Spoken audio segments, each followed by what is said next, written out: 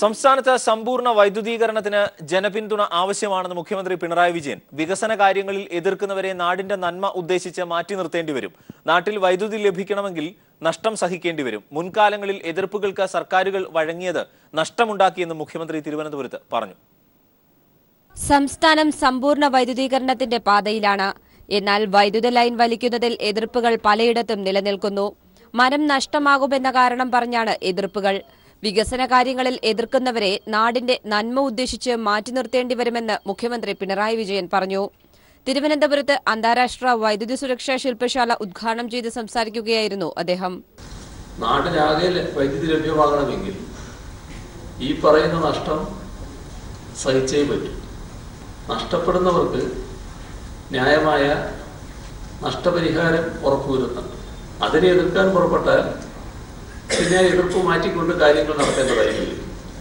അത് എതിർക്കാൻ പുറപ്പെട്ടവർക്കും ഇപ്പോൾ ബോധ്യമായിട്ടുണ്ടെന്നാണ് തോന്നുന്നത്.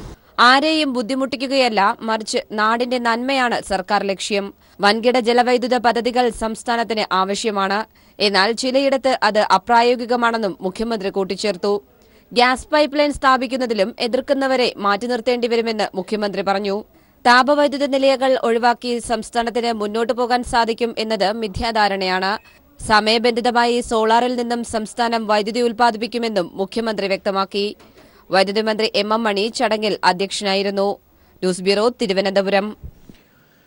ജിഷ്ണു പ്രണോയിയുടെ മരണത്തിൽ നെഹ്റു ഗ്രൂപ്പ് ചെയർമാൻ കൃഷ്ണദാസ് അടക്കമുള്ളവരെ കണ്ടെത്താൻ പോലീസ് ലുക്കൌട്ട് നോട്ടീസ് നൽകും. കേസിൽ ഉൾപ്പെട്ട 5 പ്രതികൾക്കായാണ് നോട്ടീസ്. പ്രതികൾ വിദേശത്തേക്ക് കടക്കാനുള്ള സാധ്യത കണക്കിലെടുത്ത് അന്വേഷണ സംഘം വിമാനത്താവളങ്ങളിലും ജാഗ്രതാ നിർദ്ദേശം നൽകി. നെഹ്റു ഗ്രൂപ്പ് ചെയർമാനും കേസിലെ 1-ാം പ്രതിയുമായ പി കൃഷ്ണദാസ, കോളേജ് PROയും മുൻ മന്ത്രി KP വിശ്വനാഥന്റെ മകനുമായ Sanjith Viswanathan, vice principal NK Sakthivel, അധ്യാപകരായ CP പ്രവീൺ, വിപിൻ എന്നിവർക്കെതിരെയാണ് ലുക്കൌട്ട് നോട്ടീസ്. പി കൃഷ്ണദാസിന് ഹൈക്കോടതി ഇടക്കാല ജാമ്യം അനുവദിച്ചതിന് പിന്നാലെയാണ് അന്വേഷണ സംഘം പ്രതികളെ കണ്ടെത്താൻ നോട്ടീസ് ഇറക്കുന്നത്. ഇവർ വിദേശത്തേക്ക് കടക്കാനുള്ള സാധ്യതകൾ കണക്കിലെടുത്ത് പോലീസ് വിമാനത്താവളങ്ങളിൽ ലുക്കൌട്ട് നോട്ടീസ് നൽകി. സംസ്ഥാനത്തിന് പുറത്ത് തമിഴ്നാട്ടിലും കർണാടകയിലും 5 സംഘങ്ങളായി നടത്തുന്ന തിരച്ചിലിനു പുറമെ പ്രതികൾ രക്ഷപ്പെടാനുള്ള പഴുതുകൾ ഇല്ലാതാക്കുക എന്നതാണ് അന്വേഷണ സംഘത്തിന്റെ നീക്കം. ഇന്നലെ കോളേജിൽ നടത്തിയ പരിശോധനയിൽ രക്തക്കറകൾ കണ്ടെത്തിയിരുന്നു. മർദ്ദന ദൃശ്യങ്ങൾക്കായി പോലീസ് CCTV ഹാർഡ് ഡിസ്കുകൾ പരിശോധിച്ചെങ്കിലും കണ്ടെത്താനായില്ല. ഹാർഡ് ഡിസ്കുകൾ പരിശോധനയ്ക്ക് അയച്ചിട്ടുണ്ട്. ജിഷ്ണുവിന് മർദ്ദനമേറ്റതായുള്ള അന്വേഷണ റിപ്പോർട്ടിന് ബലം നൽകാൻ ശാസ്ത്രീയ തെളിവുകൾക്കായുള്ള ശ്രമത്തിലാണ് സംഘം. രക്തക്കറയുടെ ഫോറൻസിക് പരിശോധനാ റിപ്പോർട്ട് അടക്കമുള്ള തെളിവുകൾ കേസിൽ നിർണായകമായേക്കും. News bureau, Thrissur.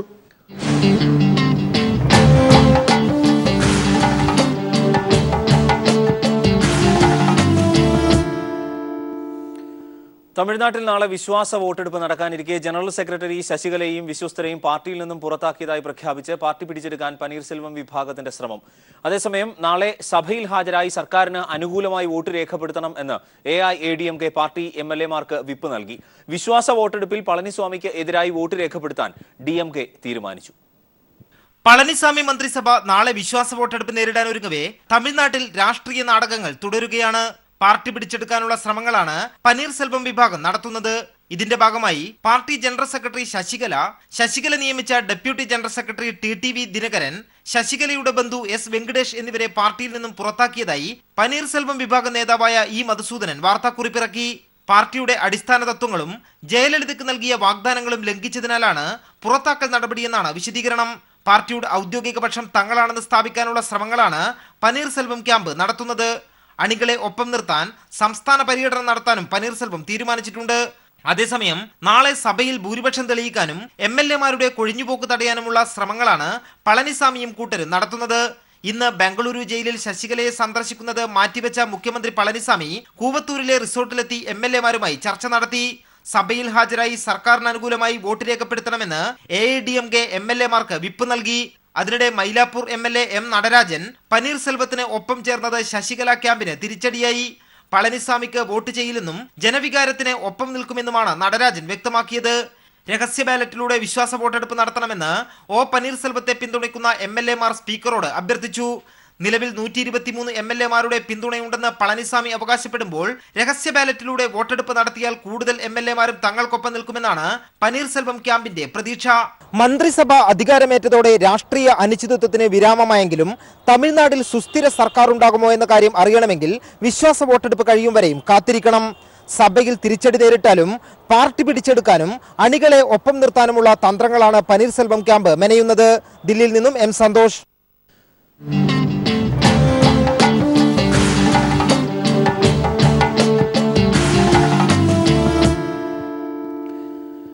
സുപ്രീം കോടതിയിൽ അപ്പീൽ പോകുന്നതിന് പകരം കുടിയേറ്റ നിയന്ത്രണം ലക്ഷ്യമിട്ട് പഴുതടച്ച പുതിയ നിയമം കൊണ്ടുവരുമെന്ന US പ്രസിഡന്റ് ഡൊണാൾഡ് ട്രംപ് കുടിയേറ്റ വിലക്ക് തടഞ്ഞ കോടതി വിധിക്കെതിരെ സമർപ്പിച്ച അപ്പീൽ ട്രംപ് ഭരണകൂടം പിൻവലിക്കുകയും ചെയ്തു. കുടിയേറ്റ നിയന്ത്രണം സംബന്ധിച്ച് അടുത്തയാഴ്ച പഴുതടച്ച എക്സിക്യൂട്ടീവ് ഉത്തരവ് പുറത്തിറക്കാനാണ് ട്രംപിന്റെ ശ്രമം. ജഡ്ജിമാർ ഉന്നയിച്ച ആശങ്കകൾ പരിഹരിച്ചുകൊണ്ടാകും പുതിയ ഉത്തരവ് പുറത്തിറക്കുക എന്നും ട്രംപ് പറഞ്ഞു. 7 മുസ്ലിം രാജ്യങ്ങളിൽ നിന്ന് ഉള്ളവർക്ക് US പ്രവേശന വിലക്ക് ഏർപ്പെടുത്തിയ ജനുവരി 27 എക്സിക്യൂട്ടീവ് ഉത്തരവിനെതിരെ സിയാറ്റിൽ കോടതി പുറപ്പെടുവിച്ച വിധി സാൻ ഫ്രാൻസിസ്കോ അപ്പീൽ കോടതി ശരിവച്ചത് ട്രംപിന് തിരിച്ചടിയായിരുന്നു. സുപ്രീം കോടതിയിൽ അപ്പീൽ പോയാൽ വിജയസാധ്യത കമ്മിയായ സാഹചര്യത്തിലാണ് വീണ്ടും എക്സിക്യൂട്ടീവ് ഉത്തരവ് ഇറക്കുന്നത്.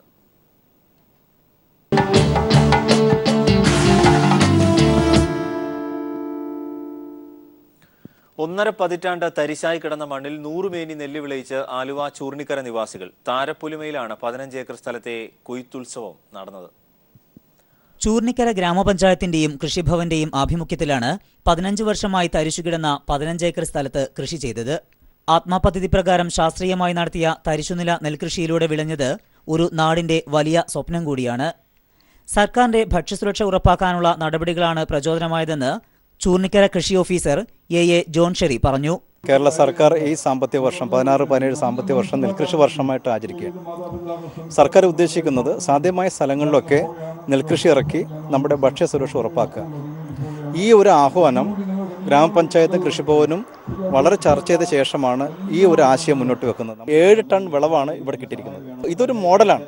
കാരണം കർഷകർ നെൽകൃഷി നഷ്ടമാണെന്ന് പറയുന്നുണ്ടെങ്കിൽ അത് ശരിയല്ല. അതിൻ്റെ അടിസ്ഥാന കാരണം ഒരു ശാസ്ത്രീയമായ സമീപനം അതിലില്ലാത്തതുകൊണ്ടാണ് എന്ന് തെളിയിക്കാനായിട്ടുള്ള ഏറ്റവും വലിയൊരു എക്സാമ്പിളായിട്ടാണ് തോന്നിയിരിക്കുന്നത്.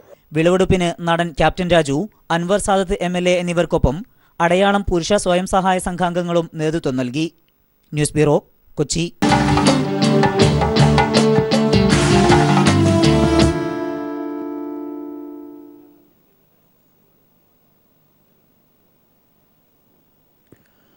മലയാളിയായ സിനേഷ് സംവിധാനം ചെയ്യുന്ന ഹൊറർ റൊമാൻറ്റിക് ചിത്രം ജയ് നായകനായ ബലൂണിന്റെ ഫസ്റ്റ് ലുക്ക് പോസ്റ്റർ പുറത്തിറങ്ങി. യുവതാരം കാർത്തിയാണ് പോസ്റ്റർ പുറത്തിറക്കിയത്. ജയ്, അഞ്ജലി എന്നിവർ കേന്ദ്ര കഥാപാത്രങ്ങളെ അവതരിപ്പിക്കുന്ന ചിത്രത്തിൽ ജനനി അയ്യരും മലയാളി താരം ജോയ് മാത്യുവും ശ്രദ്ധേയമായ വേഷങ്ങളിൽ എത്തും.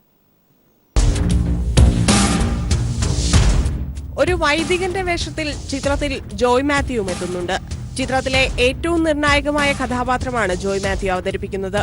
യുവൻ ശങ്കർ രാജയാണ് ചിത്രത്തിന്റെ സംഗീത സംവിധായകൻ. TN അരുൺ ബാലാജി, കന്ദസമി നന്ദകുമാർ, ദിലീപ് സുബ്ബരായൻ എന്നിവർ ചേർന്നാണ് ചിത്രം നിർമ്മിക്കുന്നത്. ചിത്രത്തിന്റെ കൂടുതൽ പോസ്റ്ററുകൾ അടുത്ത ദിവസങ്ങളിൽ പുറത്തുവിടും. കോളിവുഡിലെ 5 മുൻനിര താരങ്ങളാണ് ചിത്രത്തിന്റെ പ്രചാരണത്തിനായി എത്തുന്നത്. സിനിമയുടെ 5 വ്യത്യസ്ത പോസ്റ്ററുകൾ പുറത്തിറക്കുന്നതും 5 താരങ്ങളാണ്. ഹൊറർ മൂഡിലുള്ള ഫസ്റ്റ് ലുക്ക് അവതരിപ്പിച്ചത് യുവനടൻ കാർത്തിയാണ്. ജോക്കറിന്റെ വേഷത്തിൽ കയ്യിൽ ബലൂണുകളുമായി നിഗൂഢഭാവത്തിലിരിക്കുന്ന ജയ് ആണ് ആദ്യ പോസ്റ്ററിലുള്ളത്. സിനേഷ് സംവിധാനം ചെയ്യുന്ന ചിത്രത്തിന് സംഗീതമൊരുക്കുന്നത് യുവൻ ശങ്കർ രാജയാണ്. R. ശരവണൻ ക്യാമറയും റൂബൻ എഡിറ്റിംഗും നിർവഹിക്കുന്നു. MM ഫാമേഴ്സ്, മാസ്റ്റർ പ്ലാൻ എന്നിവർ ചേർന്നാണ് ചിത്രം നിർമ്മിക്കുന്നത്. Entertainment desk, people TV. വിമാനമുണ്ടാക്കി പറക്കാൻ ആഗ്രഹിക്കുന്ന യുവാവിന്റെ കഥയുമായി എത്തുന്ന വിനീത് ശ്രീനിവാസൻ ചിത്രം എബി പ്രചരണ രീതിയിലും വ്യത്യസ്തമാവുകയാണ്. എറണാകുളത്ത് 3D പരസ്യ ബോർഡുകൾ സ്ഥാപിച്ചതിന് പിന്നാലെ മറ്റൊരു സ്വപ്ന നേട്ടത്തിലെത്തിയിരിക്കുകയാണ് എബി. വിമാന കമ്പനിയായ എയർ ഏഷ്യയാണ് ഇനി എബിയുടെ ഔദ്യോഗിക എയർലൈൻ പാർട്ട്ണർ. രജനീകാന്തിന്റെ കബാലി സിനിമയ്ക്ക് ശേഷം എയർ ഏഷ്യ ഭാഗമാകുന്ന 2ാമത്തെ തെന്നിന്ത്യൻ ചിത്രമാണ് ശ്രീകാന്ത് മുരളി സംവിധാനം ചെയ്യുന്ന എബി.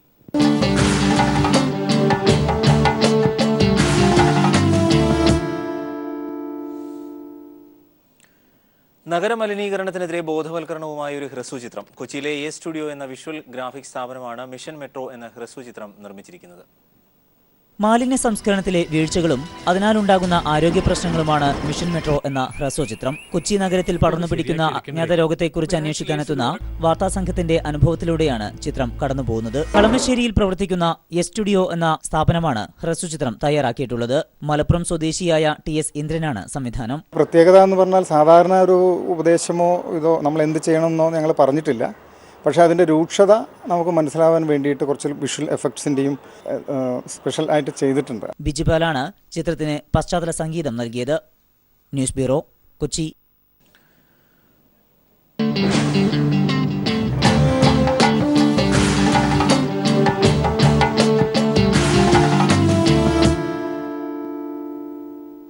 ശ്രീശാന്തിന് വിലക്ക് തന്നെയെന്ന് BCCI സ്ഥിരീകരിച്ചു. ഇക്കാര്യം അറിയിച്ച BCCI വീണ്ടും കേരള ക്രിക്കറ്റ് അസോസിയേഷനെ കത്തയച്ചു. 2013 ഒക്ടോബർ 5-നാണ് BCCI ശ്രീശാന്തിനെ വിലക്കിയത്.